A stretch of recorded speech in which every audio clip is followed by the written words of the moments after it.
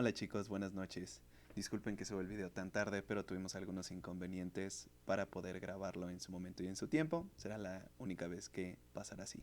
Dos, espero que estén muy bien, que estas vacaciones o más bien aislamiento obligatorio, más bien voluntario, haya sido fructífero para ustedes. Sé que es muy difícil en ocasiones estar tan acostumbrados a salir y en este momento no hacerlo. Por consiguiente, espero que les esté yendo muy bien y que estén en casa, cuidándose a ustedes mismos y a su familia. Entonces, empezamos con el video del día de hoy, que se titula Reformas a la propiedad digital. Las reformas a la propiedad digital es el siguiente tema que nosotros tenemos en nuestro libro y que corresponde a la consecución de los problemas sociales y económicos que vivió México durante la década de los 80 y los 90. Ahora, hablemos de la situación económica que propicia la privatización y la reforma a la propiedad digital. Esa situación económica ustedes ya la vieron con anterioridad, más bien ya la dominan, porque sabemos los 4 acontecimientos que desembocaron en las reformas estructurales de 1990 y finales de los 80. El primero de ellos, la devaluación del peso. Como nosotros lo vimos, la devaluación del peso se venía gestando desde 1970 y llegó a su precio mínimo o máximo en su momento por dólar en 1980. Recordemos que la depreciación de nuestra moneda es de carácter económico. Por consiguiente, nosotros podemos medir qué tan bien va nuestra economía dependiendo el valor de nuestro peso.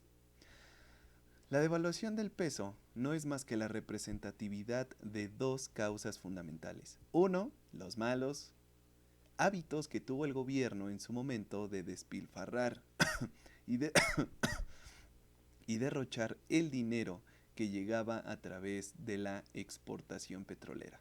Y dos, de los ámbitos de corrupción que fueron fundamentales en esas décadas para que nuestro país tuviera una crisis tan aguda. 2. La caída en los precios del petróleo. Esto es fundamental, mis niños, porque recordemos que México hasta la actualidad es un país de monoproducción, es decir, sustenta su crecimiento o decrecimiento económico basándose en un solo producto, el petróleo. En 1980 recordemos que los precios del petróleo caen y el gobierno no aprovecha el tiempo preciso para reaccionar. Por consiguiente, la crisis económica que se vivió a finales de los 80 y principios de los 90 no tenía ni un solo precedente en la historia. 3. La crisis del campo. Mis niños, los mexicanos tendemos a mexicanizar todo. Para ese entonces, los tecnócratas en el gobierno creían que la mejor medida para crecer económicamente o hacer crecer económicamente a nuestro país era la industrialización y la privatización de la industria mexicana. Es decir, apostarle todo al sector secundario de nuestro país. Pero, como les dije, mexicanizamos todo, pues nos saltamos una regla esencial, ¿no? Fortalece el campo, inicia la industria y haz crecer a tus servicios terciarios. Esa es la fórmula esencial para que un país crezca. Y los mexicanos nos saltamos la primera de ellas. Olvidamos al campo, básicamente porque todas las políticas económicas se gestaron hacia la industrialización y modernización de nuestro país. ¿Eso a qué llevó? Llevó a algo muy básico, mis niños. El campo mexicano se volvió improductivo. Es decir, ya no producíamos maíz, frijol o arroz suficiente para poder ser autosuficientes. Se empezaron a importar esta materia fundamental para la sociedad mexicana a países como China. Esto nos orilla a una medida fundamental, las reformas constitucionales o las reformas de reestructuración. Es decir, se tiene que reestructurar el apartado económico para mejores resultados. 4. La apertura comercial de nuestro país.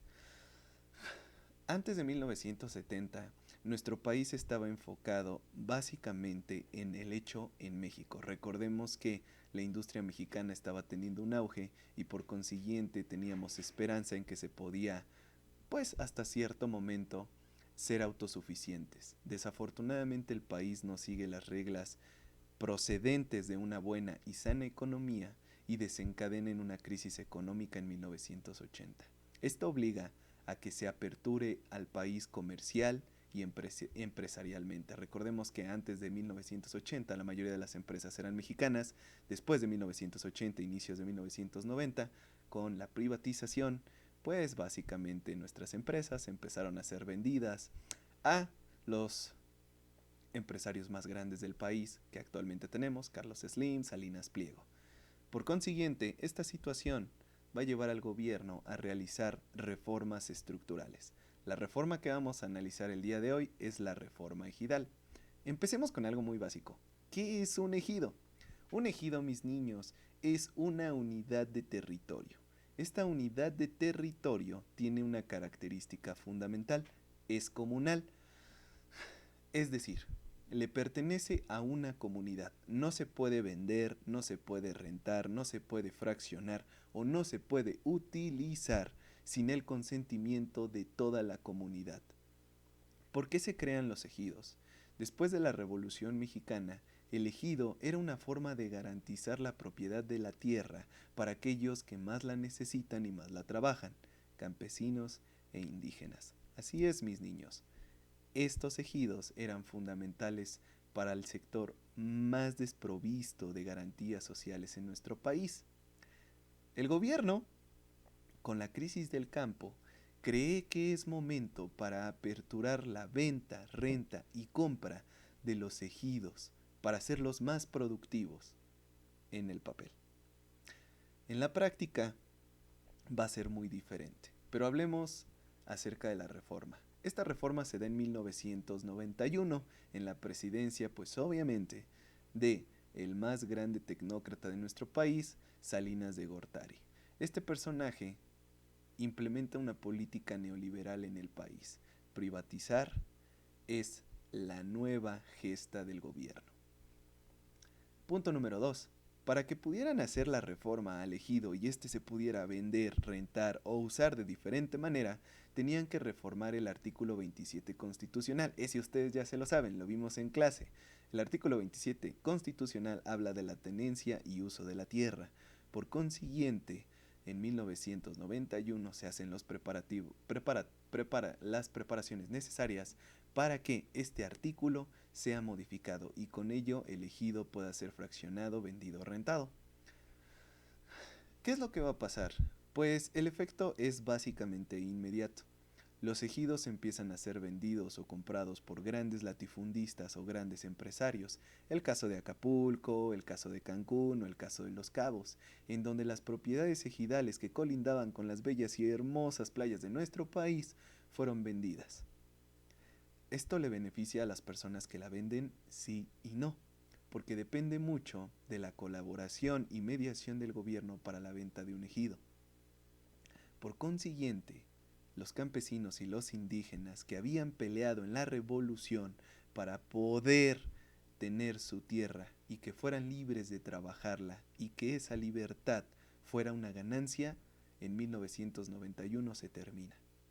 Se termina porque los campesinos y los indígenas van a ser los más afectados por esta reforma, ya que los ejidos, al ser ahora propiedad con capacidad de venta y renta, los empresarios van a llegar a comprar.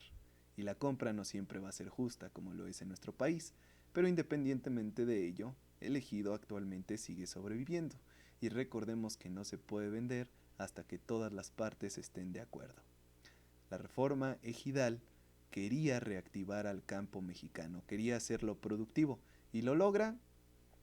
Sí. ¿Por qué? Porque los grandes ganaderos y los grandes agricultores de nuestro país con muchísimas extensiones de tierra, es decir, latifundistas, reactivaron el sector del campo. Desafortunadamente esas personas que no tenían la oportunidad de comprar latifundios o que no tenían una capacidad adquisitiva bastante fuerte van a quedar fuera del juego. Campesinos e indígenas. 7 de cada 10 indígenas viven en pobreza. Es decir, estamos hablando de que en nuestro país esta reforma no tuvo el suficiente impacto y la asertividad necesaria para poder ser eficaz y eficiente. Muy bien, mis niños, hasta aquí el video del día de hoy. Espero que les haya gustado. Recuerden que va a haber un video por día. Es decir, si nosotros tenemos 4 clases al día, va a haber 4 videos. Todo esto para reforzar el aprendizaje. Pero para que exista un aprendizaje continuo, necesitamos una herramienta que nos permita saber qué es lo que aprendieron después de este video. Así que les voy a hacer 4 preguntitas. Estas 4 preguntas las van a contestar en los comentarios en la plataforma.